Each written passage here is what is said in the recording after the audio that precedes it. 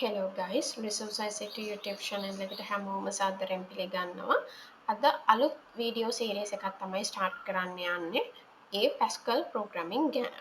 ඉතින් ඔයාලට මතක ඇති කලින් වීඩියෝ සීරීස් එකේ මම කරේ pseudo code flow chart කොහොමද අපි loops use කරන්නේ ළඟට conditions sequence එකක් selection එකක් iteration එකක් ඒ වගේ දේවල් ගැන තමයි අපි කතා කරේ. ඉතින් ඇත්තටම ඒ සීරීස් එක ඇවිල්ලා programming language එකට බේසික් එකක් තමයි එතනින් වැටෙන්නේ. ඔයාලා ඕනම programming language එකක් ඉගෙන ගන්න කලින් pseudocode flowchart වගේ දේවල් ගැන ඉගෙනගෙන තියෙන්න ඕනේ.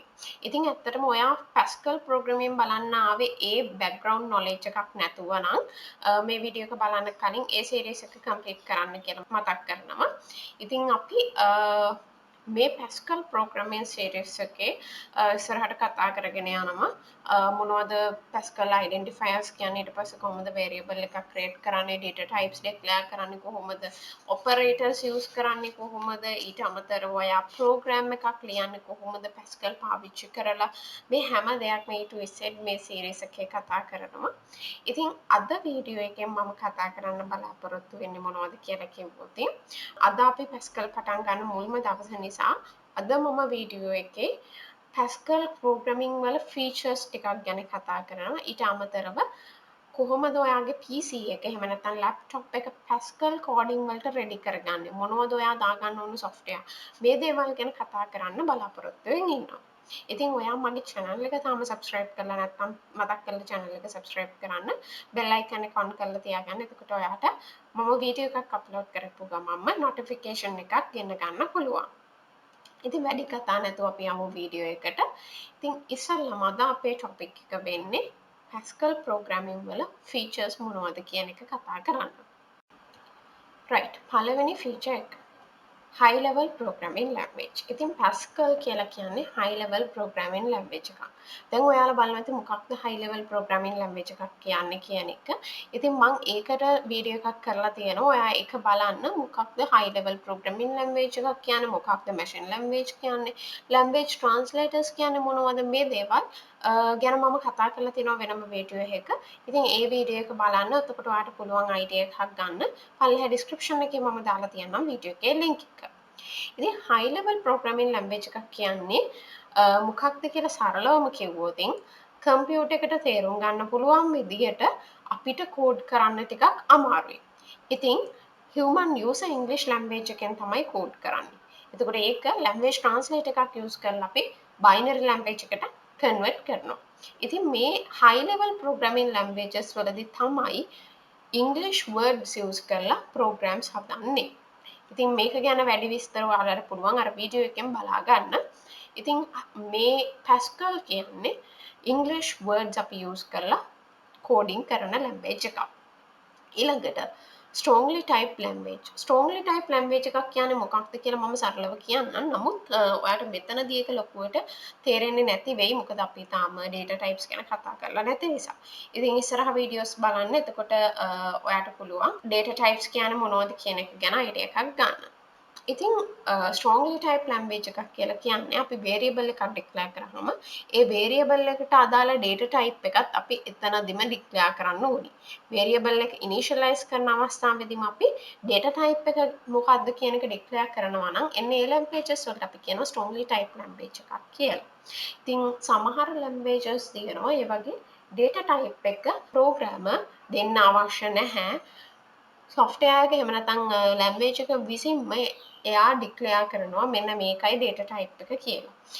ඊළඟට simple syntax. syntax එකක් කියලා කියන්නේ මේ program එකේ අපි ලියන statements codes right. එතකොට අනිත් languages වලට compare කරලා බලනකොට Pascal programming වල code එක හරිම ලේසි. syntax එක හරිම ලේසි. ලොකු complexities නැහැ. හරිම ලේසි. ඕනම beginner කෙනෙක්ට ඉගෙන ගන්න පුළුවන් language එකක්. ඊළඟට portability. portability කියලා කියන්නේ අපි කම්පියුටර් එක මේ එක කම්පියුටර් එක ලියන ප්‍රෝග්‍රෑම් එක තව කම්පියුටර් එක අපිට රන් කරලා output එක ගන්න පුළුවන් නම් අපි ඒ programming languages වලට කියනවා portable කියලා. ඉතින් මෙතනදි වෙන්නේ සමහර program languages තියෙනවා අපි එක කම්පියුටර් එක ප්‍රෝග්‍රෑම් කරාට පස්සේ ඒක වෙන කම්පියුටර් එක රන් කරන්න බෑ. ඒ ප්‍රෝග්‍රෑම් කරන කම්පියුටර් එකේ විතරයි අපිට ඒක රන් කරන්න පුළුවන්.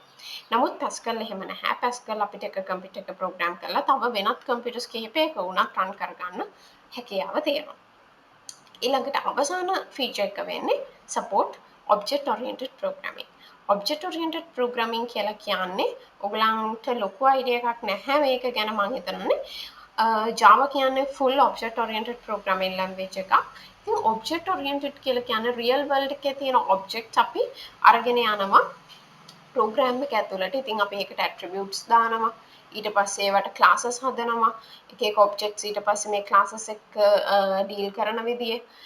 ඊළඟට අපි මෙතනදී විශේෂයෙන් කතා කරනවා abstraction, polymorphism, inheritance, encapsulation වගේ concepts ගැන. ඉතින් මේක Pascal language එකේ තියෙන එක feature එකක්. නමුත් Java තරම්ම object oriented වලට support කරන්නේ නැහැ Pascal කියන language එක. ඉතින් ඔය ටික තමයි Pascal language එකේ features වෙන්නේ. right අපි දැන් ඊළඟට කරන්න යන්නේ Turbo Pascal කියන software එක download කරගන්න. ඉතින් මෙතනදී mainly අපි කරන්න යන්නේ මේ software එක download කරලා install කරගන්නවා වගේ computer එකට. මොකද ඔයා Pascal coding කරන්න ඕන නිසා. ඉතින් Pascal coding කරන්න ඔයාගේ computer එක setup කරගන්න යන්නේ අපි. ඉතින් ඔයාලට පුළුවන් පල්ලෙහා description එකේ තියෙනවා link එක. link එක click කරන්න. එතකොට link එක click කරාම මේ page එකට ඔයාව divert වෙනවා.